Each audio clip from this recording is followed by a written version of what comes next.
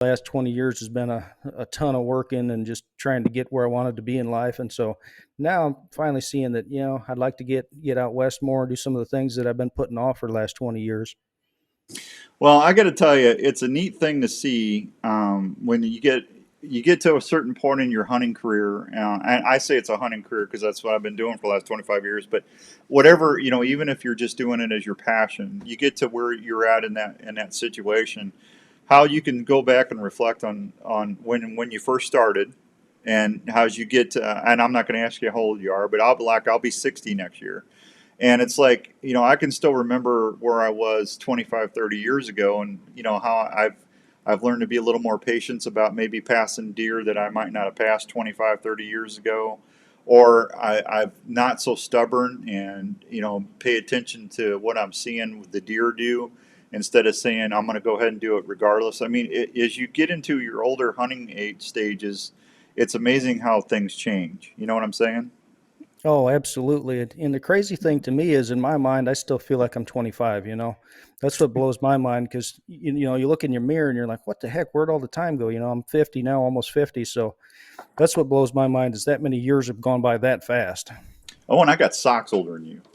Ah, I, those are I've some been, old socks. I've I'll been send you some for Christmas. See, you and my wife are the same age, and see, we're about 9.5 years apart. And I always tell her I got socks older than you, but it's crazy because I feel like I'm 25, 30 still in my head, but boy, my body is just not hearing it. It's just carrying all that camera gear and stuff. I was just telling her, I'm self filming right now in Iowa, and I'm actually tired and sore from carrying all that stuff in and out 2 or 3 times yesterday. Where 20 years ago it never bothered me. Oh, absolutely. Same thing. You just go out on a couple of hunts where you're hiking and stuff. All of a sudden you're sore the next day. And yeah, where'd the time go and where'd the shape go? I used to be in incredible shape when I'd go out west doing my late teens, early 20s. I mean, I could hike those without stopping. And now I can't even hike them. Yeah. It's Oh, rough. it's crazy. Hank, how's it going down there in Osceola, man? Thank you for watching. Always appreciate you all at Revelton. Hope everyone. I bet they had a big Halloween party down at Osceola at Revelton. I bet they had fun. So now, did Chad tell me did you just shoot a big 200-inch deer? I did. Yeah. October 7th, I shot a 213. Yep. Where was that at? That was Southern Iowa. Oh, you got him here home. Wow. Yeah. Yep. Oh, I'm jealous. Tell her I've been hunting forever, and I think I've seen a 200-inch deer maybe twice, but not. I have never. Oh, and I got so shook up the last time I saw it. I was filming, and I didn't hit record. I Oh, was man. I was following the doe and then the buck, and I went back to rewatch the footage, and it's like, you idiot, you didn't hit record. Please tell us about that hunt. That's a buck of a lifetime, man. Yeah, I mean, it's similar to what you're saying. It's been my whole life, 40 years hunting, that I've been waiting for a deer like this, dreaming about a deer like this. So I'm no different than you. A lot of the guys, even from back in Michigan, that dream of this their whole lives, which is where I'm from. I don't know if you knew that, Dan. I'm from I Southwest did. Michigan. Okay. Yep, I did. Yep. Yep. And so it's just been a big dream of mine. And finally, after all these years, I used to tell guys, like, if you want to hunt a 200-inch deer, you're better off just to go find one to hunt because trying to manage a farm for one something always takes them out. You finally get one that has genetics, the genetics you need. And, whether it's EHD, CWD, winter kill, a neighbor shoots them, they get poached, ran over in the road. It's just everything happens to them. So I'd kind of given up on the idea, but not the dream. Mm-hmm. So this year, actually having that deer to go after was a little surreal. I was pretty excited about it. Yeah. Hey, Corey, thank you for watching tonight. We appreciate you. I know exactly how you're feeling. I shot one of the biggest deers I ever shot in my life. I was with Larry. We were all at Kansas with Donovan's. We go to Triple H Outfitters every year. I've been going down there for 15, 16 years, Owen. And this deer was 185 inches plus. And I had Ryan's dad filming me. And I'm sitting there, and I'm just kind of glassing the fields, and all of a sudden I just saw a rack, coming through the switchgrass and stuff, and it's just like, oh my God, I'm grabbing Kent's boot, trying to get his attention, going, shooter, shooter, shooter. Well, anyway, long story short, because everybody heard me cry on the radio shows about this the other day. He came in, he gave me a 36, 37 yard quartering away shot, which is my favorite shot of all time. I love quartering away shots. Anyway, I drew back and let the arrow go. About a foot and a half before that arrow got to him, he turned, and I just caught brisket.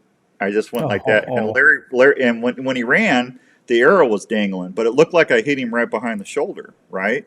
If he wouldn't have turned, I would have smoked him. But he reacted to the shot. Anyway, long story short, we looked, Larry, Ryan, and I looked for that deer for a couple of days, and we just never found him. And he turned up back on camera like 6 months later. So that made me feel so much better that he didn't get infection and die, and that he right. survived. And then he came back last year, and he never found. We never saw him again last year, but they got him on camera. Never saw him on the hoof. And then there was a young man, Spencer, one of the hunters that came in last week. Donovan told me that buck was daylighting again. He came back in daylighting, and Spencer got him two or 3 days ago, and he was right at 200 inches. Wow. Yeah, so he had to have been 7 or 8 years old, but man, he buffed up a little bit more since when I had my opportunity. But see that's what keeps me going. Isn't that awesome that somebody else I messed up and I didn't get him, but then somebody else got another 13, 14 inches, and then somebody else got a buck of a lifetime out of it. Yeah, very well could have been his dream buck as well, Yeah. probably was. Yeah. Oh, he was hugging that. You should see the pictures, Owen. He's hugging the deer. He's like, I was. I'm always happy when somebody shoots a deer. If it's bigger than mine or catches a bigger fish than me, I'm always happy for him. The only competition I worry about is between me and what I'm hunting or fishing for. And Absolutely. I want everybody to succeed, but yeah, it kind of stung a little because I was hoping I'd get to see him one more time. But I was happy for Owen or for Spencer. Yeah. Yeah, no, I echo that same feeling. No, I'm happy when somebody else gets a deer. I mean, I don't think there's any place in the industry for jealousy and egos and all that. I've never been that way. If somebody got one, I always wanted to shake their hand, congratulations, kind of thing. And if the neighbor shoots the one that you're after, maybe you're a little bit disappointed. Man, I really wanted that buck, but Yeah. still, at the same time, you're happy he got it. Well, absolutely. I mean, that's what we all want. We all want to have somebody get a tag, and yeah, it kind of sticks you in the butt a little bit because you had your hopes up. But I always tell everybody, hold your other brother hunter or brother fisherman or whoever's out there. If a youth hunter gets it, if a lady hunter we need everybody to get out there and have good success stories, and we need to support one another in the industry. That's the one thing I wish. And I'm doing this for a living for 35 years. That's the one thing I wish we could get more coalition going. Is just have everybody be more supportive of each other. Oh, absolutely. And I love seeing the pictures of the kids like on Facebook and stuff. I just seen Chris Probst. He just had a picture of his kid. Little kid shot I guess it was like a little spike buck, and it Mm-hmm. about put a tear in my eye, because I can remember back to those same days. And we need more posts like that and less people saying negative things to people like that.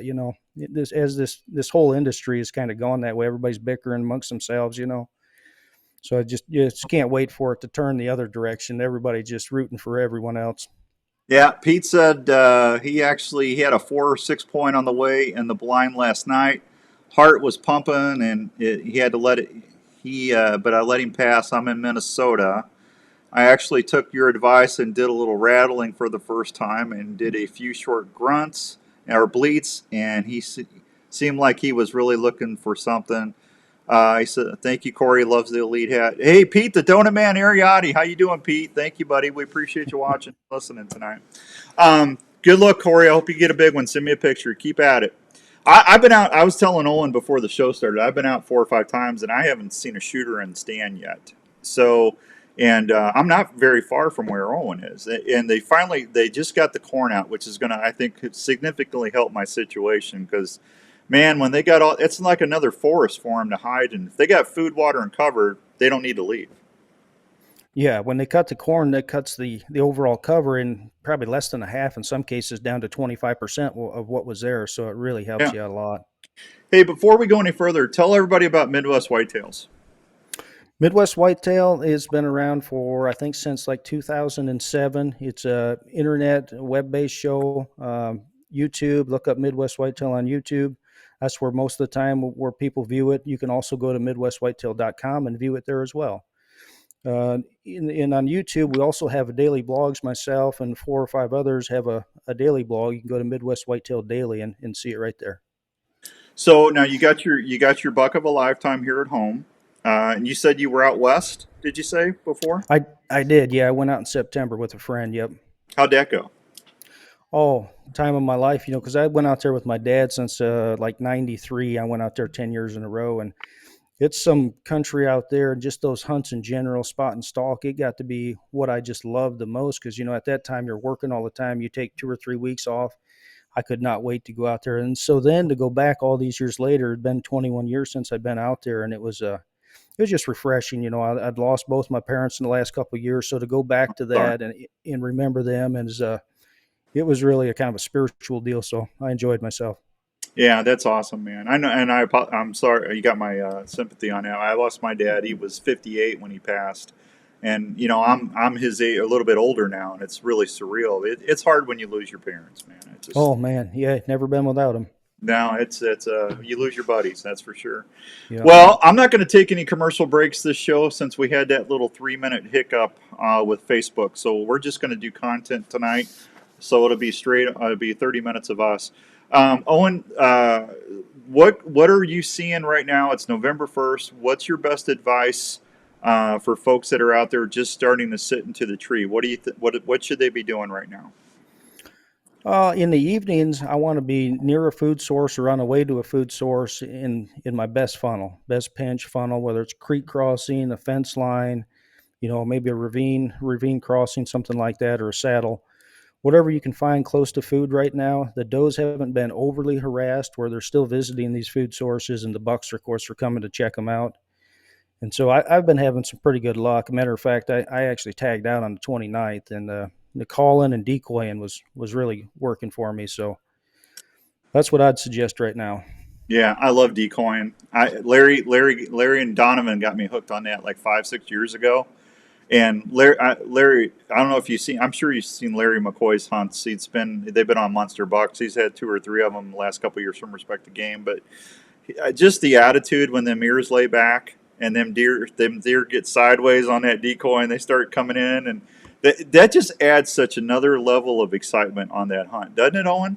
Exactly right. I mean, be like rattling or maybe out west hunting elk with the calling aspect. It just adds a whole nother dimension that's so exciting. And boy, I had a couple of the most exciting hunts of my life after doing that all these years. And I told my cameraman, I said, that might be the best hunt I've ever had with 40 years of bow hunting. Yeah, Crazy, crazy. I love decoying. Now they got the corn out, I can start putting my DSD out and trying to rattle one in. That's for sure. Hey, right now, I was talking to a couple of landowners in between when I spoke with you last, and they said that the deer, about the last hour, they're starting to come onto the edges now. And then they're going out to the crop fields about 25, 30 minutes before dark. They're starting to feed. He said they haven't really seen a lot of chasing. What are you seeing out in your area? I'm seeing it bonkers here. I mean, Are, it's are they been, chasing? yeah, I've seen chasing. I mean, all of them are seeking, aggressive as all get out. Bucks are fighting. I'm seeing it just really breaking. I think the combination of this cold weather here where I'm at, in conjunction with these, good days, late October, early November has been really good. But I understand that can be in pockets, especially, that late October. Hmm. Sometimes I've hunted that before where you're like, oh man, it's just dead.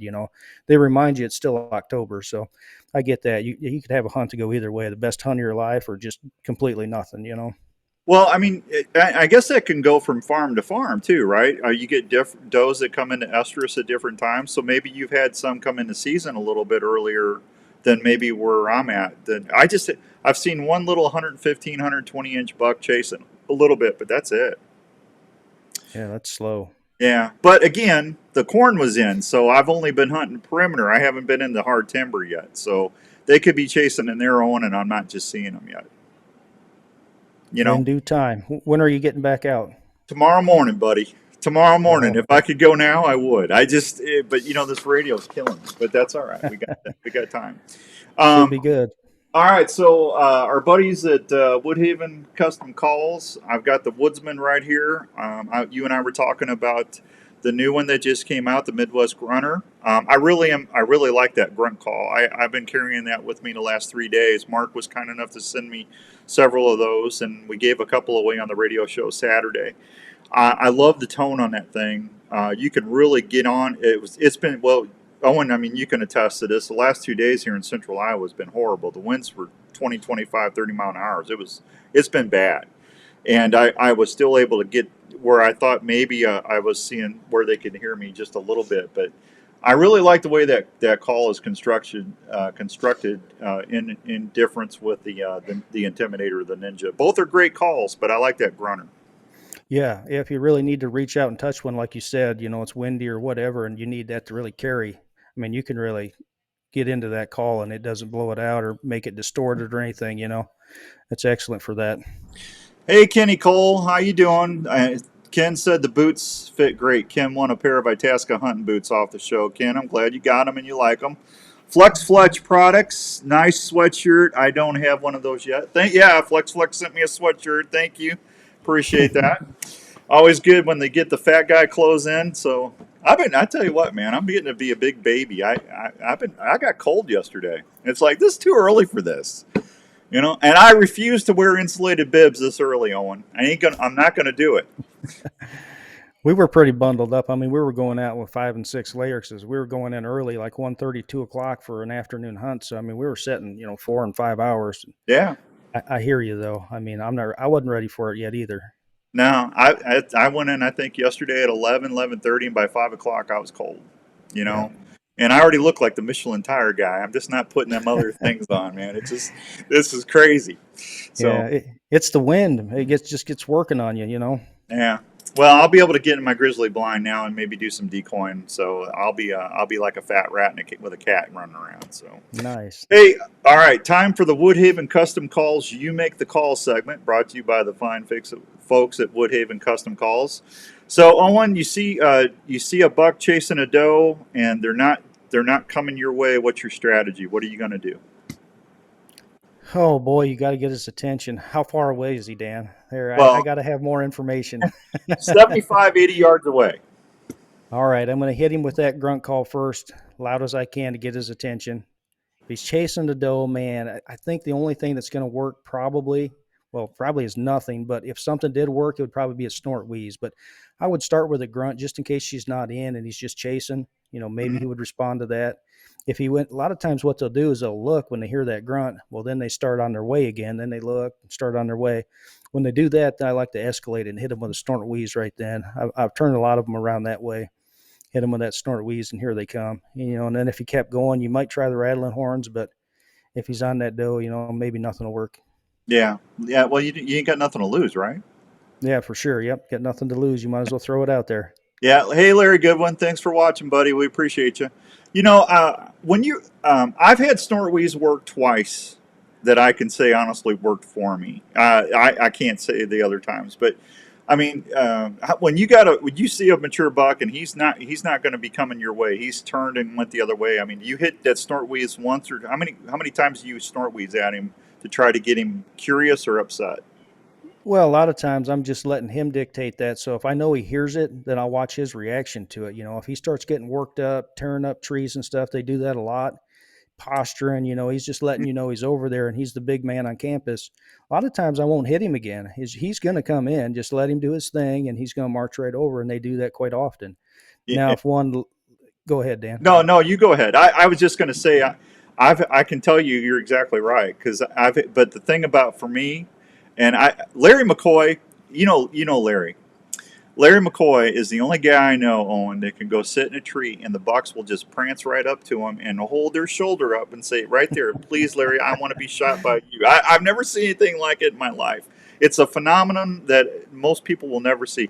But the two times that I've had snort wheezes work, but they didn't come in. They circled back and they came in downwind to see what was going on. That took me a while to learn to look for that.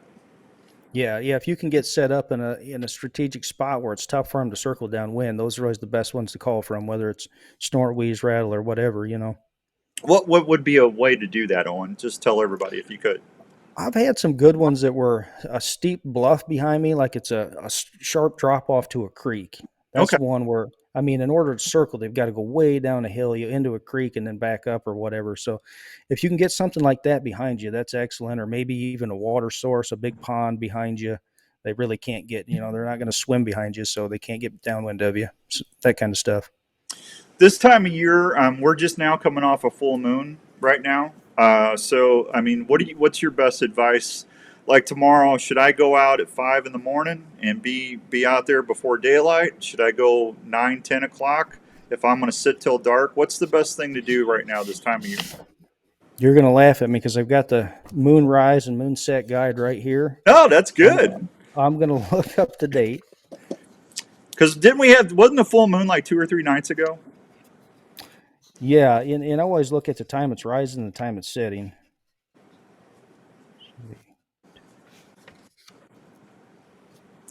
Do. I need to get that Jeopardy music going.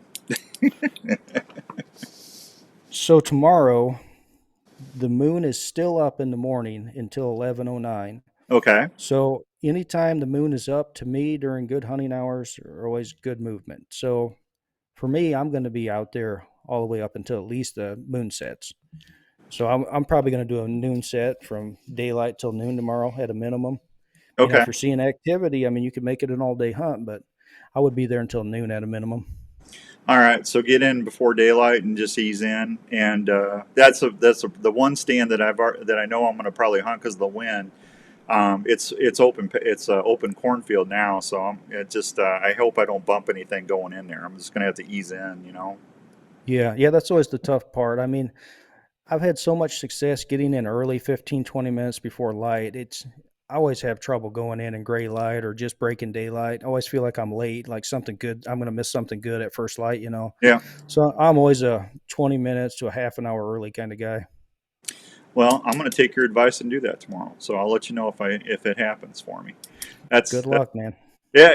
I mean, listen, for everybody that's got time off right now, it's game time. I mean, anytime after the 1st of November, it could. You don't know when as we always talk about on the show, those does come in the heat or they get in estrus. It's all photo period. It's about the changing of the daylight. That's what stimulates them to breed. And the bucks are always ready, just like the toms are always ready in the spring. The hens and the does dictate when they're going to let them breed them. But I always say after Halloween on, you should, if you can sit all day, you should.